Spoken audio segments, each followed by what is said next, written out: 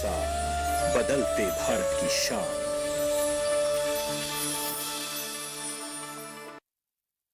प्रधानमंत्री फसल बीमा योजना के अंतर्गत फसल की बुवाई से लेकर फसल कटाई तक पूरे फसल चक्र के दौरान जोखिम के कवर को प्रदान किया जाता है। स्थानीय आपदा या फसल कटाई के बाद नुकसान की स्थिति में बीमित किसानों द्वारा 72 घंटे के भीतर इसकी सूचना बीमा कंपनी, क्रॉप इंश्योरेंस ऐप, संबंधित बैंक या फिर राज्य सरकार के अधिकारियों या बीमा कंपनी के टोल फ्री नंबर पर देना आवश्यक है। ऐसी फसलें जिन्हें फसल कटाई के उपरांत खेत में सुखाने के लिए बंडल बनाकर रखने की आवश्यकता होती है एवं उस स्थिति में यदि प्राकृतिक आपदा से कोई नुकसान होता है तो फसल कटाई से 14 दिन की अवधि तक बीमा कवर उपलब्ध रहता है और होने वाले नुकसान का आकलन व्यक्तिगत भूखंड खेत के आधार पर किया जाता है। क्लेम राशि का भुगतान राज्य सरकार एवं बीमा कंपनी की संयुक्त समिति द्वारा आकलन के पश्चात निर्धारित करके किसानों को सीधे बैंक खाते में किया जाता है। प्रधानमंत्री फसल बीमा योजना, एक कदम आत्मनिर्भरता की ओर।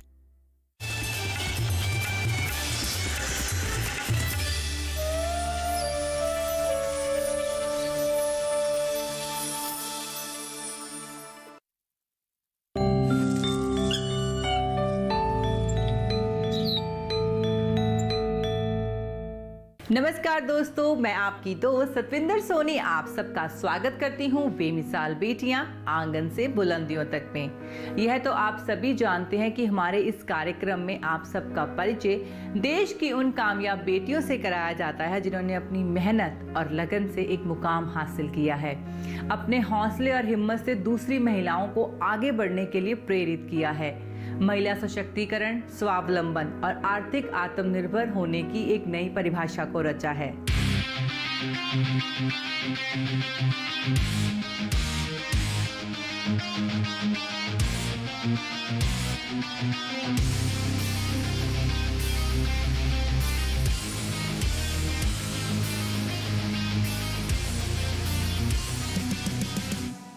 कहते हैं कठिन परिस्थितियों में संघर्ष करने पर एक बहुत ही बहुमूल्य संपत्ति विकसित होती है जिसका नाम है आत्मबल।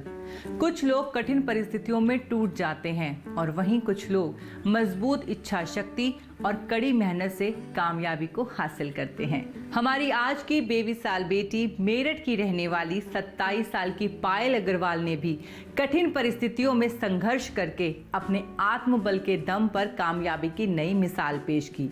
उन्होंने न सिर्फ खुद का विकास किया बल्कि दूसरी महिलाओं को भी रोजगार से जोड़ा। उनके बारे में हम इतना ही कह सकते हैं कि अपनी आंखों में एक सपना बसा लो, अपनी आंखों में एक सपना बसा लो और उस सपने को पूरा करने के लिए अपनी जिंदगी लगा लो। जी हाँ दोस्तों, पायल ने भी एक सपना देखा और उस सपने को पूरा करने की वो आज भी लगातार कोशिश कर रही हैं। ये हैं पायल अग्रवाल, मेहनती, अपने काम के प्रति समर्पित, दूसरों के लिए विकास के नए रास्ते तलाशने वाली और हमेशा आशावादी बने रहने वाली पायल अग्रवाल आज मेरठ में ही नहीं पूरे उत्तर प्रदेश और भारत देश की पहचान बन रही हैं। प्रथम श्रेणी में इंजीनियर की डिग्री हासिल करने वाली पायल को जब कहीं पर भी नौकरी नहीं मिली तो उन्होंने लीग से हटकर कुछ अलग करने का फैसला किया और अपनी लगन से आज की तारीख में एक ऐसे व्यवसाय से जुड़ी हुई हैं जिसमें वे स्वयं लाखों रुपया कमा रही हैं और उसके साथ साथ दूसरे राज्य के किसानों को प्रशिक्षण देकर आत्मनिर्भर भी बना रही हैं। तो आइए मिलते हैं बहुत ही छोटी सी उम्र में कामयाबी हासिल करने वाली पायल अग्रवाल से। मेरा जन्म मेरठ में एक छोटे से परिवार में हुआ जहाँ मेरे माता पिता नौकरी करते थे और बहुत ही नॉमिनल सी इनकम थी और सिर्फ मतलब हैंड टू माउथ थे हम लोग, किचन का खर्चा चल पाता था।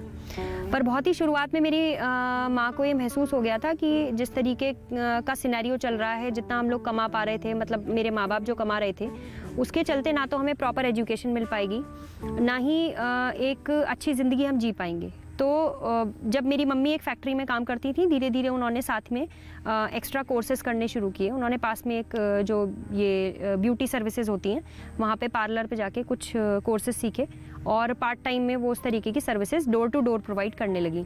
जब उन्होंने डोर टू डोर ये सर्विसेज प्रोवाइड करनी शुरू की तो अपने एक्स्ट्रा टाइम में या पार्ट टाइम में उन्होंने कुछ कुछ पैसे कमाने शुरू किए। धीरे धीरे उन्होंने अपनी फैक्ट्री वाली नौकरी को छोड़कर धीरे धीरे वो जो है इस पर पार्लर सर्विसेज पर, door to door parlour services पर शिफ्ट हो गई, जिसकी वजह से हमारे पूरे परिवार की इनकम थोड़ी थोड़ी इम्प्रूव हुई। जब मेरी शादी हुई तो हमारी आर्थिक स्थिति बहुत ख़राब थी, जिसके चलते मैंने घर से बाहर कदम निकाला और मेहनत करी, आत्मनिर्भर बनने की कोशिश करी, क्योंकि मुझे अपने घर चलाना था और बच्चों को काबिल बनाना था। जब हमारे पूरे परिवार की इनकम थोड़ी थोड़ी इम्प्रूव होने लगी और मेरी मम्मी जो पार्ट टाइम पार्लर सर्विसेज का काम करती थी, अब उन्होंने फुल टाइम उसको अपना बिजनेस बनाया, एक एंटरप्रेन्योर बन गई थी वो।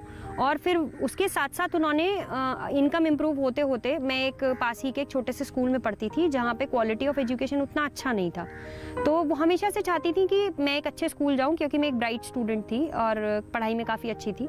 तो उन्होंने मुझे बड़ी मुश्किल से एक नए स्कूल में दाखिला दिलवाया और वहाँ मैंने पढ़ना शुरू किया। वहाँ मेरे बेसिक्स बहुत इम्प्रूव हुए। अभी मैं आपको बताऊंगी कि मेरे बेसिक्स से क्या फ़ायदा हुआ मुझे। बेसिक्स इम्प्रूव होने से आने वाले समय में मैं धीरे धीरे ट्यूशन्स लेने लगी, जिससे मैं अपनी माँ को सपोर्ट कर सकूँ घर में। तो स्कूल भी चल रहा था और साथ साथ में मैं ट्यूशन्स लेके एक्स्ट्रा टाइम में जो अर्निंग्स कर रही थी वो अपनी माँ को मैं सपोर्ट कर रही थी। ये बात है 11वीं कक्षा की। इससे पहले मैं 7वीं कक्षा तक हिंदी मीडियम स्कूल में पढ़ी हूँ और उसके बाद 8वीं से मैंने एक अंग्रेज़ी मीडियम स्कूल में मेरठ में ही पढ़ाई की। 10वीं में मेरे 85% मार्क्स थे और 11वीं में मैंने सबसे पहली बार ट्यूशन पढ़ाना शुरू किया पार्ट टाइम में। जैसे ये मेरा स्कूल ख़त्म हुआ उसके बाद में मेरा मन था कि मैं इंजीनियरिंग करूं, तो मैंने एक इंजीनियरिंग कॉलेज में एडमिशन लिया यहीं मेरठ में ही। इंजीनियरिंग ख़त्म होते होते मुझे ये महसूस हुआ कि अगर मैं नौकरी ही करूँगी तो मैं 20-25 या 30 हज़ार रुपये शुरुआत में कमा पाऊँगी, जिससे कि मैं अपने परिवार का कोई भला नहीं कर सकती। तो मेरे मन में एक शुरुआत से एक जिज्ञासा थी कि मैं कुछ करूँ अपने परिवार के लिए, दूसरों के लिए भी, और कुछ तो मुझे करना है। तो ये जो बिज़नेस करने का या नए नए आइडियाज़ पे काम करने का जो मुझे लगता है मेरे अंदर एक रुझान है मेरा बिज़नेस की तरफ या काम करने की तरफ, वो मेरी माताजी से आया। अक्सर लोग नौकरी ना मिलने पर मायूस हो जाते हैं, एग्जाम क्रैक ना करने पर टूट जाते हैं, लेकिन पायल ना मायूस होने वाली थी और ना ही टूटने वाली। पायल ने कम लागत वाला कोई काम शुरू करने का निर्णय लिया और ऐसे बिजनेस की ऑनलाइन तलाश करने लगी। जब इंसान की नीयत और विजन अच्छा हो तो जल्दी ही उन्हें रास्ते भी मिल जाते हैं। पायल को वर्मी कंपोस्ट यानी केंचुआ खाद बनाने का आइडिया आया और बस वह इस काम में जुट गई। शुरुआत में मुझे किसी ने मेरा साथ नहीं दिया।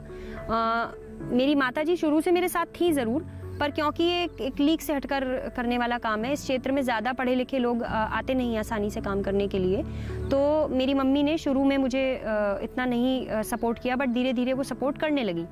जब उनका सपोर्ट मिलने लगा 6-8 महीने शुरू में मैंने कोई जो सामान मेरी यानी कि जो मैंने खाद बनाई वो बेच नहीं पा रही थी मैं, मेरे पास कोई ग्राहक नहीं था। धीरे धीरे जब मैंने इस चीज़ पर काम किया तो मेरे पास ग्राहक भी आए, लोगों ने मुझे प्रोत्साहन भी दिया। आसपास के लोकल न्यूज़पेपर्स और नेशनल न्यूज़पेपर्स ने भी मुझे कवर किया, मेरी स्टोरी के बारे में छापा। उसके अलावा जितनी भी सोशल मीडिया के ग्रुप्स हैं या कुछ पेजेस हैं या चैनल्स हैं, वहाँ पे लोगों ने मेरे बारे में चर्चा करनी शुरू की। तो मुझे लगता है कि मैंने उन समस्याओं का सामना करते हुए आज जहाँ भी जितना भी मैं पहुँची हूँ वो जो भी है मेरे लिए काफ़ी है और आगे मैं बढ़ रही हूँ और धीरे धीरे काम करने की और कोशिश कर रही हूँ। पायल ने वर्मी कंपोस्ट बनाने का फैसला तो कर लिया, लेकिन कोई भी काम आसान नहीं होता। कैसे करें, कहाँ से शुरू करें, इन सवालों से पायल घिरी रहती, लेकिन वह हार मानने वाली नहीं थी। मैं जानती थी कि वह अपने काम में सफल होगी, लेकिन उससे पहले पायल को वर्मी कंपोस्ट बनाने के लिए ज़मीन की तलाश थी। पायल की तलाश खत्म हुई मेरठ के पास दत्तावली गांव में। पायल ने यहाँ ज़मीन लीज पर ले ली और लग गई अपने मिशन को अंजाम देने में। वर्मी कंपोस्ट काम के लिए ज़मीन उपजाऊ हो या बंजर, इससे कोई फ़र्क नहीं पड़ता। अगर बंजर ज़मीन होती है तो किराया कम लगता है, इसलिए पायल ने भी पहले 1.5 एकड़ बंजर ज़मीन किराए पर ली। पायल के भैया और भाभी ने उनकी आर्थिक मदद की। पायल ने कुछ और लोगों से उधार लेकर अपना काम शुरू किया। समस्याएं तो हमेशा आएंगी, आपको प्रॉब्लम सॉल्वर बनना चाहिए, प्रॉब्लम सॉल्यूशन की तरफ देखिए हमेशा। मेरे भैया हैं वो हमेशा मुझसे कहते हैं कि आप सॉल्यूशन की तरफ देखो, प्रॉब्लम तो हर एक के पास किसी ना किसी तरीके की, अगर आपके घर में पैसे नहीं हैं तो एक अलग तरीके की परेशानी है, पैसे ज़्यादा हैं तो परेशानी अलग तरह की होगी, पर परेशानी से पीछा कभी नहीं छुड़ा सकते। परेशानी तो आज है कल है, वो हमेशा रहेगी, पर आपको प्रॉब्लम सॉल्वर बनने की तरफ सोचना चाहिए। जितना है जो भी है, रिसोर्स यूटिलाइजेशन सबसे ज़्यादा ज़रूरी है, मैक्सिमम यूटिलाइजेशन बहुत ज़रूरी है, और बस करते रहिए, पहुंच जाएंगे कहीं ना कहीं। देखिए ये बात सच है, थोड़ा सा सिक्योरिटी सेफ्टी इश्यूज़ रहते हैं जिसकी वजह से घर वालों को और सभी को ये लगता है कि हाँ अगर सुबह 10 बजे जा रहे हो तो शाम को 5 बजे या 6 बजे तक घर लौट आओ, पर सिर्फ इन लिमिटेशंस के चलते आप काम करना नहीं छोड़ सकते, चाहे वो गांव हो या शहर हो। आपको अपने कंफर्ट जोन से, अपने घर से बाहर निकलना पड़ता है कमाने के लिए या कुछ करने के लिए, जिससे कि अगर आज आप काम करेंगे तो आपको देखकर और 4 लोग काम करेंगे, चाहे वो महिलाएं हों या पुरुष हों। तो घर से बाहर निकलकर काम करना पड़ेगा, पर हाँ अपनी सेफ्टी सिक्योरिटी का ध्यान रखिए और अपने जितना भी आप कर सकते हैं उतना अच्छे से कीजिए, समय व्यर्थ मत करिए। मेरे केस में जब मैंने काम शुरू किया तो मैंने सबसे पहले ये नोटिस किया कि जब हम कोई काम करते हैं तो सबसे पहले जो आपका मोटिवेशन होता है वो होता है पैसे और आपका एक स्ट्रॉन्ग आइडियाज़ तो मेरे पास बहुत सारे थे, पर मेरे पास पैसे नहीं थे काम करने के लिए, और साथ ही अगर थे भी तो वो बहुत कम थे। तो कम पैसों में काम करना अपने आप में मेरे लिए बहुत बड़ी चुनौती थी। दूसरा, मैंने एग्रीकल्चर सेक्टर को काम करने के लिए चुना, जहाँ पे लोग आज पढ़ने लिखने के बाद में एग्रीकल्चर सेक्टर में नहीं आना चाहते हैं और वो चाहते हैं हम IT कंपनीज़ में या MNCs में जाके जॉब करें।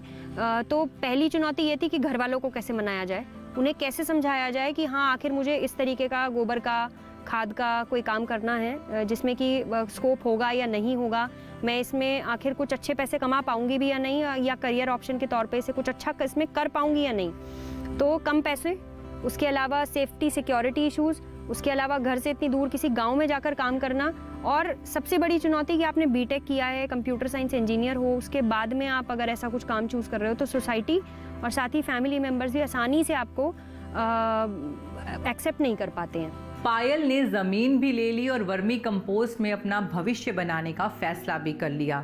समस्याएं धीरे धीरे समाधान में बदलने लगी।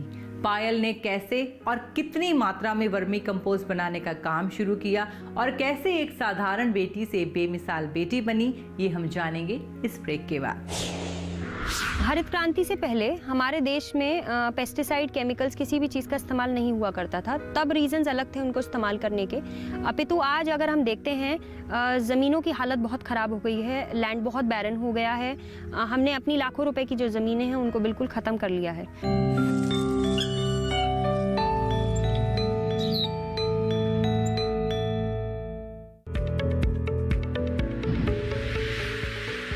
खुशहाल होंगे खेत, पशु रहेंगे स्वस्थ, सरकारी स्कीम का होगा लाभ, जब एक्सपर्ट्स का मिलेगा साथ, आपके सवाल विशेषज्ञों के जवाब, सिर्फ एक फोन कॉल की दूरी पर।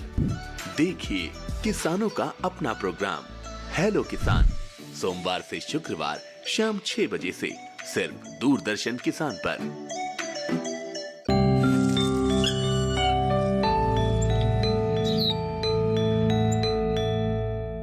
बेमिसाल बेटियां आंगन से बुलंदियों तक में मैं सतविंदर आप सबका एक बारी फिर से स्वागत करती हूं ब्रेक के बाद।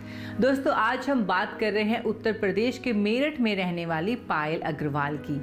पायल अग्रवाल ने वर्मी कंपोस्ट का काम 30 बेड से शुरू किया और आज पायल के पास 300 बेड हैं। आइए जानते हैं कि कैसे इतनी छोटी सी उम्र में उन्होंने इस काम को अंजाम दिया और अपने साथ दूसरे लोगों को भी जोड़ा। वर्मी कंपोस्ट यानी कि जब केचुआ गोबर को खा लेता है और उसके पाचन क्रिया के बाद में जो निकलता है वो वर्मी कंपोस्ट होता है। ये एक भारी गुणवत्ता वाली खाद है जो कि पौधों को, ज़मीन को NPK के साथ में ऑर्गेनिक फॉर्मेट में एक बहुत अच्छा माइक्रो न्यूट्रिएंट्स डेवलप करना, और NPK बहुत ही ऑर्गेनिक खाद है ये, जो कि अच्छा न्यूट्रिएंट, अच्छा बेस और अच्छी हेल्थ प्रोवाइड करती है ज़मीन को, पौधों को। वर्मी कंपोस्ट एक जैव उर्वरक है जो जैविक अवशिष्ट पदार्थों को केंचुआ या अन्य कीड़ों द्वारा विघटित करके बनाई जाती है। केंचुआ खाद बिना गंध, स्वच्छ व कार्बनिक पदार्थ है जिसमें पर्याप्त मात्रा में नाइट्रोजन, पोटाश और पोटेशियम तथा पौधों के विकास के लिए कई आवश्यक सूक्ष्म पोषक तत्व शामिल होते हैं। केचुआ खाद जैविक खेती के लिए सबसे पसंदीदा पोषक स्रोत है। यह फसल और पर्यावरण के लिए अनुकूल है और एक पूर्ण नवीनीकरण का एक जैविक उत्पाद है। प्रोसेस वर्मी कंपोस्ट को तैयार करने का बहुत ही सिंपल है। सबसे पहले ज़मीन को समतल करके ज़मीन पर पन्नी बिछाई जाती है। 30 बाई 4 यानी कि 30 फुट लंबा 4 फुट चौड़ा एक स्टैंडर्ड बेड साइज़ है, जिसमें गोबर बिछाया जाता है। हाथों का इस्तेमाल करके उसको एक गोलाई दी जाती है, कब्रनुमा शेप दिया जाता है और उसको शेप देने के बाद में उसके ऊपर केचुआ छोड़ा जाता है। केचुआ छोड़ने के बाद उसको पानी से गीला करके और पराली ढक दी जाती है और फिर से पानी का छिड़काव किया जाता है। ये सब करने के बाद में आपको हर प्रक्रिया में हमें जो है पानी देना होता है। पानी देते देते लगभग 20 से 25 दिन बाद आपका खाद बनना तैयार हो जाता है और ये जो हमारा बेड है, इस बेड में 3 से 4 लेयर में खाद बनकर तैयार होता है। 1 महीने के बाद वर्मी कंपोस्ट तैयार हो जाती है। पायल ने भी पूरी मेहनत और लगन के साथ वर्मी कंपोस्ट खाद बनाने का काम शुरू किया। एक खाद के लिए एक बेड तैयार करने में 8 से 8,500 रुपये तक का खर्चा आता है। 30 फीट लंबे और 4 फीट चौड़ाई वाले एक बेड में 300 रुपये की पॉलीथीन लगती है और 30 किलोग्राम केंचुआ लगता है और 1500 किलोग्राम गोबर। ये तमाम गणित पायल को आज भी अच्छी तरह याद है। लगभग 20 से 25 दिन के अंदर पहली लेयर 3 से 4 इंच की हर बेड में तैयार हो जाती है। धीरे धीरे इस तरीके से हम एक बेड से मैं जो है खाद को अलग कर लेती हूँ। खाद अलग करने के बाद उसको मार्केट में बेचा जाता है। इस तरीके से हर 10 से 12 दिन के अंदर अंदर एक एक लेयर निकलती रहती है। एक बेड से 3 से 4 लेयर निकल कर तैयार होती हैं और उन सब को हम खाद को निकालने के बाद सबसे पहले पुराल उतार नामक एक औजार होता है, जिसका इस्तेमाल करके बेड के ऊपर से पराली हटाई जाती है। उसके बाद खाद को नीचे सख्त गोबर से अलग करके भुरभुरी खाद को हम थोड़ा सा किरोदा मार के, किरोदा एक टूल का नाम है यानी कि एक औजार का नाम है, उसको किरोदे से थोड़ा सा खाद को भुरभुरा किया जाता है। 10-15 मिनट उस बेड को इसी तरह छोड़ दिया जाता है। धूप की रोशनी पड़ने पर केचुए नीचे भाग जाते हैं। आपकी ऊपर की जो खाद है वो केचुआ रहित है, उसमें केचुआ नहीं है। उस खाद को साइड में निकाल कर उसको मशीन में छान लिया जाता है। तो ये बहुत ही सरल एकदम तरीका है केचुए की खाद तैयार करने का। जिस तरीके का काम यानी कि गोबर से खाद बनाने का काम मैं अपने यहाँ कर रही हूँ, इस तरीके से मेरे यहाँ पूरे देश से अलग अलग प्रांतों से किसान आते हैं, जिनको कोई भी ट्रेनिंग या किसी भी प्रकार की अगर उनके यहाँ अपना गोबर है यानी कि अपनी गाय भैंसे हैं, उनका पालन है, तो वो उस खाद को किस तरीके से अपने ही खेतों के लिए खाद बनाकर तैयार कर सकते हैं और किस तरीके से वो उसको अगर वो इसको व्यापार के तौर पर करना चाहते हैं, इन दोनों ही चीज़ों के लिए हमारे यहाँ आते हैं, जिसके लिए मैं उन्हें ट्रेनिंग प्रोवाइड करती हूँ। और ट्रेनिंग के अंतर्गत मैं उनसे कोई चार्ज नहीं लेती हूँ, कोई कंसल्टेंसी के भी चार्जेस मैं नहीं लेती हूँ। मेरे को काफ़ी कुछ इन्होंने बताया कि केंचुए के रख रखाव मेन चीज़ है कि केंचुए का रख रखाव कैसे करना है। और खाद तो चलो नॉर्मली तो हमें पता है कि चलो ये केंचुआ डाल दिया, उसका रख रखाव मेन चीज़ है, उसको टेम्परेचर कितना चाहिए, ये चीज़ जो सीखने को मिली है सारी, ये ज़्यादा काम की चीज़ है। वर्मी कंपोस्ट प्लस ऑर्गेनिक खेती के लिए, जैसा कि हमारे देश में देख रहे हैं कि पेस्टिसाइड इतने सारे यूज़ हो रखे हैं, इतनी बीमारियाँ हो रखी हैं, इसके लिए ऑर्गेनिक खेती की तरफ मेरा ध्यान ज़्यादा है अभी। वर्मी कंपोस्ट का जो काम है वो केंचुआ खाद होती है।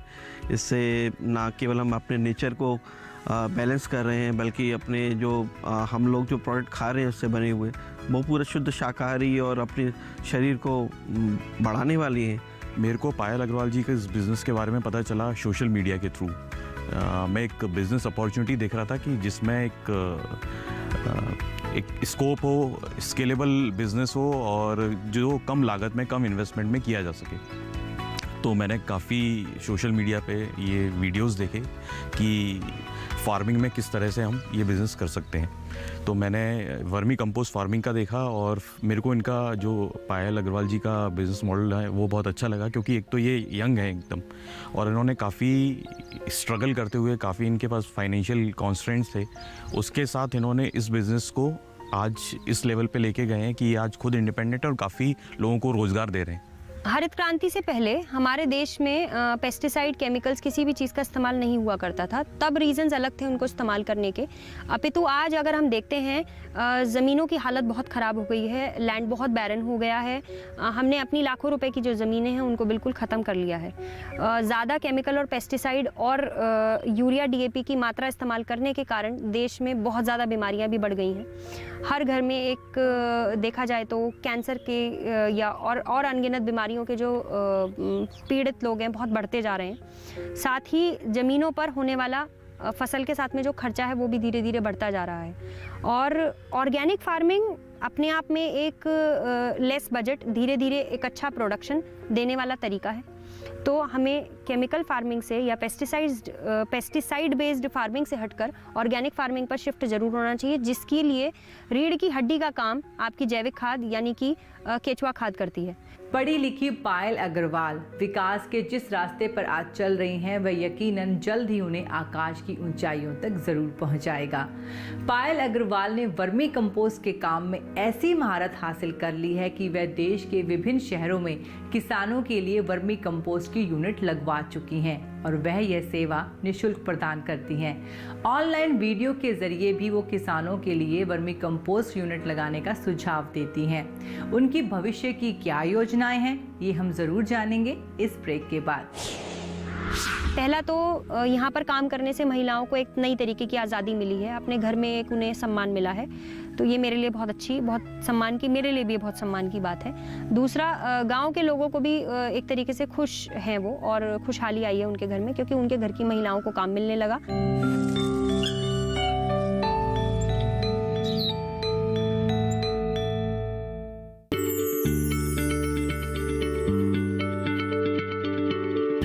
क्या आप किसी बीमारी से परेशान हैं?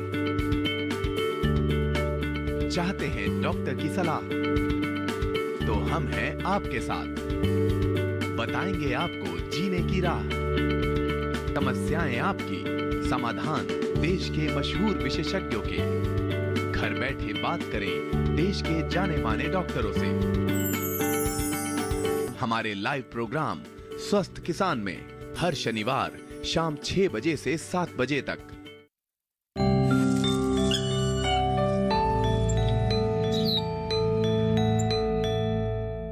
ब्रेक के बाद आप सबका एक बारी फिर से स्वागत करती हूँ बेमिसाल बेटियां आंगन से बुलंदियों तक में। दोस्तों, आज हम बात कर रहे हैं मेरठ की रहने वाली पायल अग्रवाल की, जिन्होंने यकीनन देश की महिलाओं को रोजगार से जोड़ा और उन्हें आर्थिक रूप से आत्मनिर्भर बनाया। भविष्य में उनकी क्या योजनाएं हैं, आइए जानते हैं। 6 से 8 महीने बाद जब मेरा सामान बिकना शुरू हुआ, धीरे धीरे लोगों ने मुझे प्रोत्साहन दिया, तो मुझे मोटिवेशन मिलनी शुरू हुई। मैंने कभी कदम अपने रोके नहीं, हम बढ़ती गई, कुछ ना कुछ हर दिन कुछ नया सीखती गई।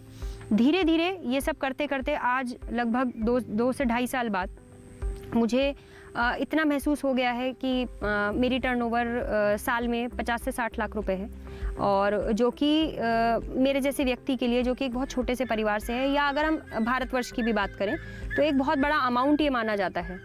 किसी को भी जानकर हैरानी होगी कि आज पायल के पास 200 बेड हैं और वो हर महीने 20 से 25 टन खाद बनाती हैं। मैंने आज तक जितना भी खाद बना के तैयार किया है वो सब मैंने खुद ही अपने पैरों पर खड़े होकर बेचा है। जितना भी मार्केटिंग है वो मैं सब खुद ही करती हूँ। आप इंटरनेट का इस्तेमाल करिए, हर जगह आजकल डेटा अवेलेबल है, लोगों के मोबाइल नंबर्स निकालिए। बहुत सारे ऐसे तरीके हैं जो आप इंटरनेट पर आप ढूंढ सकते हैं। दूसरा, गांव-गांव जाकर प्रधानों से मिलिए। हर ब्लॉक में कई गांव जुड़े होते हैं जहां आप लोगों को अपने काम के बारे में बता सकते हैं। इसमें सिर्फ एफर्ट्स लगते हैं, आपका कोई पैसा नहीं लग रहा है। आप वर्ड ऑफ माउथ से भी मार्केटिंग होती है। आप जब लोगों को शुरुआत करते हैं, जैसे मैंने अपने काम की जब शुरुआत में मेरा सामान खरीदने के लिए कोई तैयार नहीं था। लोग कहते थे कि तुम कल की लड़की हमें फार्मिंग सिखाओगी या हमें सामान बेचोगी।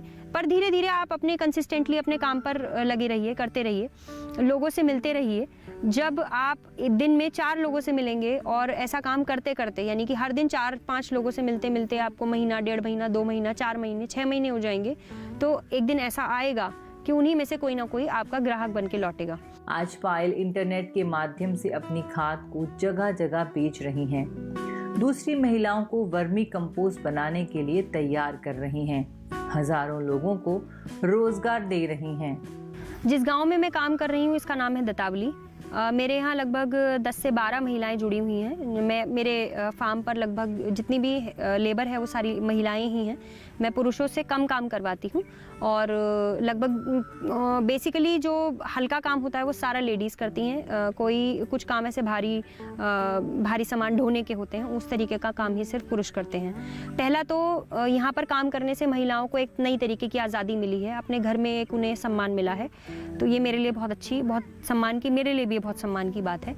दूसरा, गांव के लोगों को भी एक तरीके से खुश हैं वो, और खुशहाली आई है उनके घर में, क्योंकि उनके घर की महिलाओं को काम मिलने लगा और इस तरीके का कोई गांव में काम कर रहा है तो उन्हें भी बड़ा अच्छा महसूस होता है, मुझे भी बहुत अच्छा महसूस होता है। किसी भी महिला के विकास में उसके परिवार का सहयोग बहुत ज़रूरी होता है। पायल खुशनसीब है कि उन्हें अपने परिवार का पूरा सहयोग मिला। भाई, भाभी, पिता और घर के तमाम सदस्यों ने पायल को आगे बढ़ने के लिए हमेशा प्रोत्साहित किया। मेरी बेटी पायल को मैंने आत्मनिर्भर बनाया। उसके साथ में गांव की गरीब महिलाएं जिनको कुछ काम नहीं था, खाली थीं, उनको 10 लोगों को अपने साथ जोड़ा है और उन्हें आत्मनिर्भर बनाया है। अब उनकी आर्थिक स्थिति कुछ सुधरी है, इस बात का मुझे बहुत गर्व है। पायल अग्रवाल उन लड़कियों में से हैं जो अपनी सफलता को आंगन से बुलंदियों तक ले जाना चाहती हैं। वे रुकना नहीं जानती, वह जानती हैं विकास का मतलब है सबका विकास। जो ये खाद है खराब नहीं होती है, आप इसको उठाकर रखिए और 1 साल तक बड़े आराम से इसको इस्तेमाल करिए। ऑर्गेनिक है और आपका नेचुरल फॉर्म में आपके पौधों को, ज़मीन को ये NPK प्रोवाइड करेगी। फुल फॉर्म में ये कार्बन है और माइक्रो न्यूट्रिएंट्स भी आप, और केचुए जो कि हमारी ज़मीनों में केमिकल पेस्टिसाइड की वजह से मर गए हैं या मर चुके थे, उसको ये रिजुविनेट करने में, रिवाइव करने में, उनको दोबारा लौटाने में मदद करेगी। तो आप नोटिस करेंगे ऐसा कि धीरे धीरे आपकी हमारी ज़मीन की जो हेल्थ है वो इम्प्रूव होगी और आप इसको इस्तेमाल कर सकते हैं। मेरे आने वाले समय में फ्यूचर प्लान्स ये हैं कि मैं ऑर्गेनिक सब्जियों का काम करूं और यहीं पर इसी गांव में जहां मैं अभी करंटली काम कर रही हूं, दतावली, इस गांव के आसपास में किसानों को मोटिवेट करके उन्हीं का प्रोडक्ट जो है मेट्रोपॉलिटन सिटीज़ में लोगों तक पहुंचा पाऊं, ताकि इन किसानों को भी बेटर रेट मिले और मुझे भी इस तरीके से मेरे व्यापार को बढ़ाने का मौका मिले। दूसरा, मैं कुछ ऑर्गेनिक पोर्टल्स पे भी काम कर रही हूँ जहाँ पे मैं इंडियन हर्ब्स यानी कि जो मेडिसिनल प्लांट्स होते हैं या जो जड़ी बूटियाँ होती हैं, उनके फार्मर्स को जिन्हें मार्केट नहीं मिलता है, और उनसे वो मटेरियल प्रोक्योर करके हम उसे या तो विदेशों में या इसी देश में जहाँ भी जिन भी लोगों को, जैसे आज एलोपैथिक मेडिसिन हम देखते हैं, लोगों को उससे साइड इफ़ेक्ट्स भी होते हैं, पर आयुर्वेदिक मेडिसिन या जो मेडिसिनल हर्ब्स हम उगाते हैं उनके कोई बेनिफिट ही हैं, उनके नेगेटिव इफ़ेक्ट्स नहीं हैं। किसान जो वर्मी कंपोस्ट यानी खाद बनाने का काम शुरू करना चाहते हैं, पायल अग्रवाल उन्हें अपने खेतों में बुलाकर समझाती हैं, उनका मार्गदर्शन करती हैं और उन्हें वर्मी कंपोस्ट बनाने के लिए प्रेरित करती हैं। उनका मानना है कि यह काम सामान्य समझ वाला इंसान बहुत ही आसानी से शुरू कर सकता है। उनका कहना है कि अगर मंजिल तक पहुंचना है तो पहले चलना तो शुरू कीजिए, क्योंकि जब आप चलना शुरू करेंगे तभी तो आप मंजिल तक पहुंच पाएंगे। मेरठ की पायल अग्रवाल की सफलता कथा किसी को भी आगे बढ़ने के लिए प्रेरित कर सकती है। आर्थिक रूप से सशक्त, स्वावलंबी और आत्मनिर्भर पायल ने यह साबित कर दिया है कि बेटियां अगर चाहें तो जमीन से आसमान तक का सफर तय कर सकती हैं। सीढ़ियां उन्हें मुबारक हो जिन्हें सिर्फ छत तक जाना है। सीढ़ियां उन्हें मुबारक हो जिन्हें सिर्फ छत तक जाना है। मेरी मंजिल तो आसमान है और रास्ता मुझे खुद बनाना है। जी हाँ दोस्तों, पायल अग्रवाल भी लगातार अपनी मंजिल की ओर बढ़ती जा रही हैं और दूसरों को ये संदेश दे रही हैं कि अपनी मेहनत, लगन और समर्पण के साथ महिलाएं अगर कुछ करना चाहती हैं तो वो यकीनन कामयाबी हासिल करेंगी। आज की इस एपिसोड का सफ़र बस इतना ही। अगले एपिसोड में आपकी ये दोस्त बेमिसाल बेटियां आंगन से बुलंदियों तक में फिर हाजिर होगी, फिर एक नई बेमिसाल बेटी के साथ। पर तब तक के लिए आप मुझे इजाज़त दीजिए। नमस्कार। ग्रामीण इलाकों में बसने वाली बेटियां भी किसी से कम नहीं हैं। मिलिए एक और होनहार बेमिसाल बेटी से जिन्होंने सेल्फ हेल्प ग्रुप बनाकर अपने साथ दूसरी महिलाओं को भी रोजगार से जोड़ा। कैसे? मिलिए अगली कड़ी में सिक्किम की रहने वाली टीका माया से।